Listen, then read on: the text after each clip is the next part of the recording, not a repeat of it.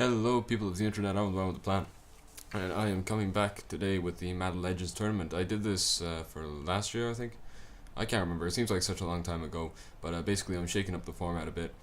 I'm going to be zooming through the games because basically, what I found the last time was that basically the games were so long and there were so many of them that it was kind of hard to show them all in a way that made them entertaining.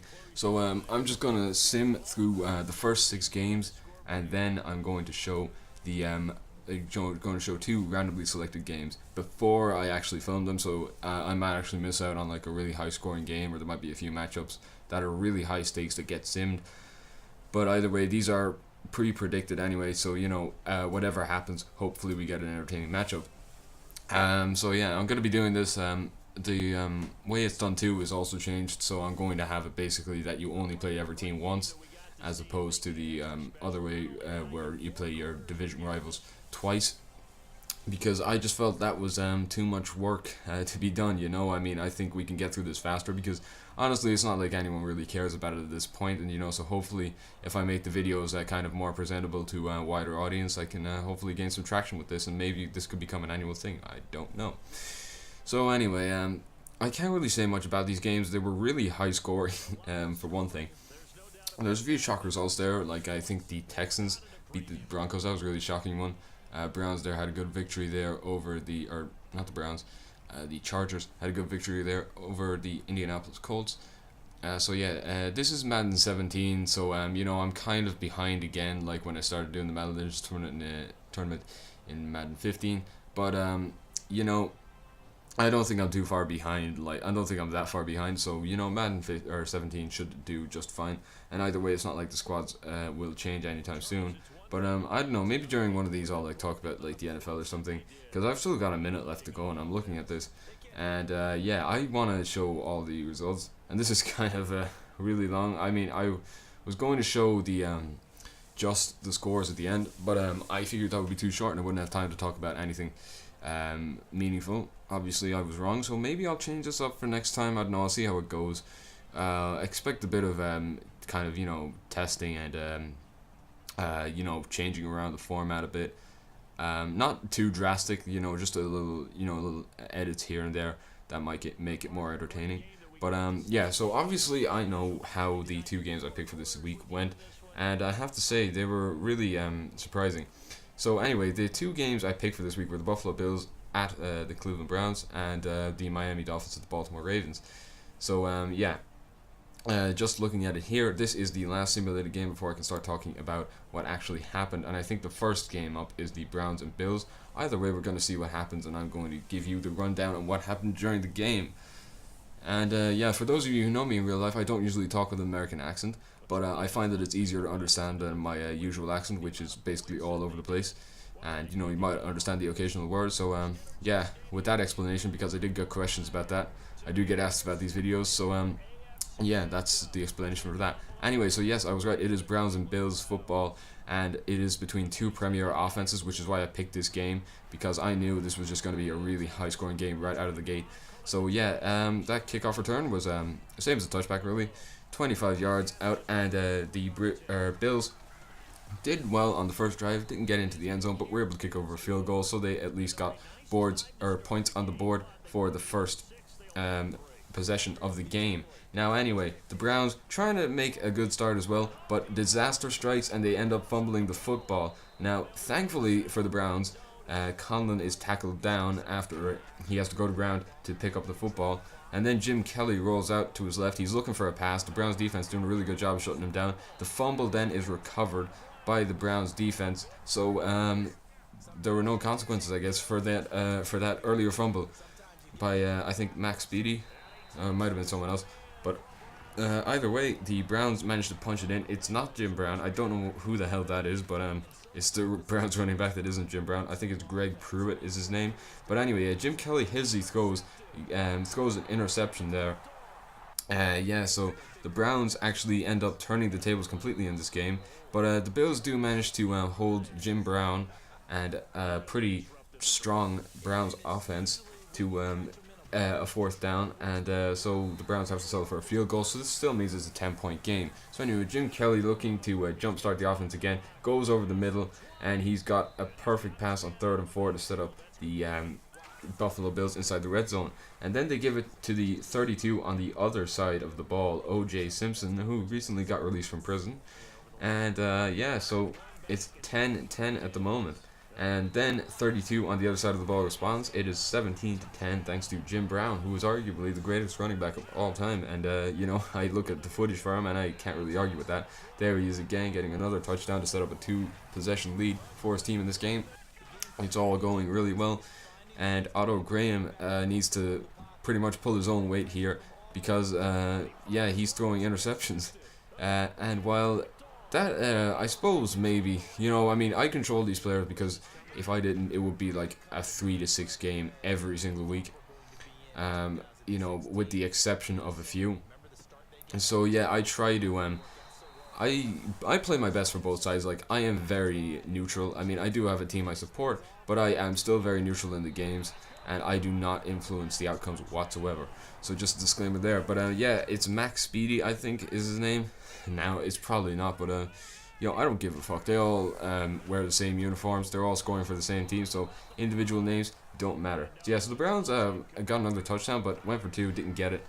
They missed an extra point on the other one, which is why I went for 2 there.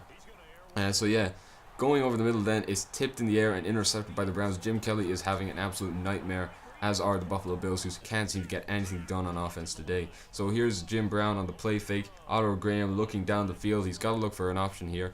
He's got time. He's almost sacked, but he gets it out and he gets a touchdown out of it. So it's brilliant play for the Browns. And the Bills just, man, they're really not feeling it on the opening weekend. Okay. Yeah, so, sorry, I had to cough there, but yeah, so Minifield gets another interception.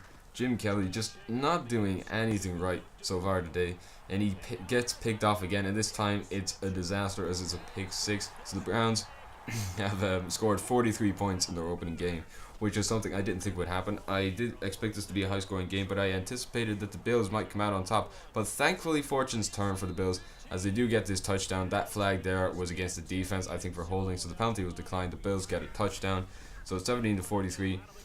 And yeah, okay, so the Bills managed to hold the Browns again on this drive to make it another field goal for the Browns. So it's 46-17. They're probably not going to win, but that doesn't stop Jim Kelly from finally getting his act together late in the fourth quarter. He goes to his right there. He's got Andre Reed, his number one go-to target, and probably the best wide receiver in Bills history, and he goes to the end zone for the touchdown and make it a 46-24 game. So it's a little less embarrassing for the Bills.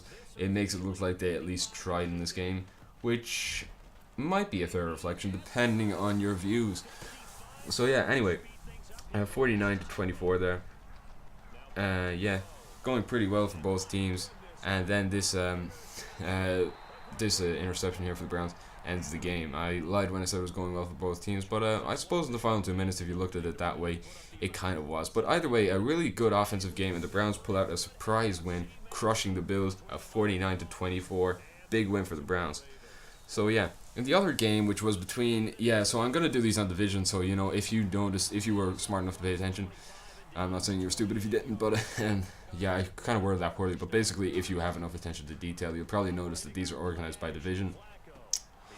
But yeah, anyway, enough of that. Dolphins and Ravens. This was the first close game I think I had last season too, which is why it's the opening game in the AFC in this week.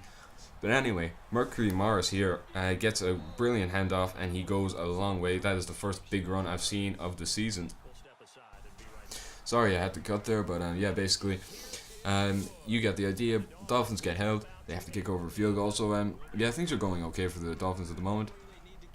Joe Flacco looking down the field, and he's got a wide open pass to Torrey Smith. So no idea how the Dolphins secondary allowed Torrey Smith that much space. Yeah, celebrated a bit prematurely there, but thankfully nothing bad happened. So Ravens fans cannot really blame me. Okay, so there's a pass that pretty much cancels out the touchdown, gives the Dolphins the lead again. It is Margaret Duper, one of the famous Marx brothers, who did not establish communism in the 1910s in Russia, I think. I don't know. I'm not a historian, so I'm probably not accurate with that. But basically, the Dolphins are 13-7 up, and this sack here from C.J. Mosley means that the Dolphins have to kick over another field goal to make it a 16-7 game. Spoiler alert: they do make this. Look at that, straight down the middle and everything. Okay, so there is no doubt about that. It is certainly 16-7 game, 2-possession lead for the Dolphins. So Joe Flacco needs to get something going quick, and he goes to Todd Heap, the tight end. Todd Heap going down the sideline, obviously not very fast. So, oh shit, I'm not feeling good. But yeah, I have to get this out because I promised I would get it done by the end of the day. So yeah, a touchdown over the middle. I think that is Jerome Lewis who gets the touchdown for the Ravens, and the Dolphins' lead is cut down considerably. And then on this fake. Now, I don't know why I went for a fake there. I thought it would be a good idea, but the bottom line is it worked. So, yeah, Ravens fans can't really blame me either on that time. So, yeah, the Ravens then get the ball back and start marching.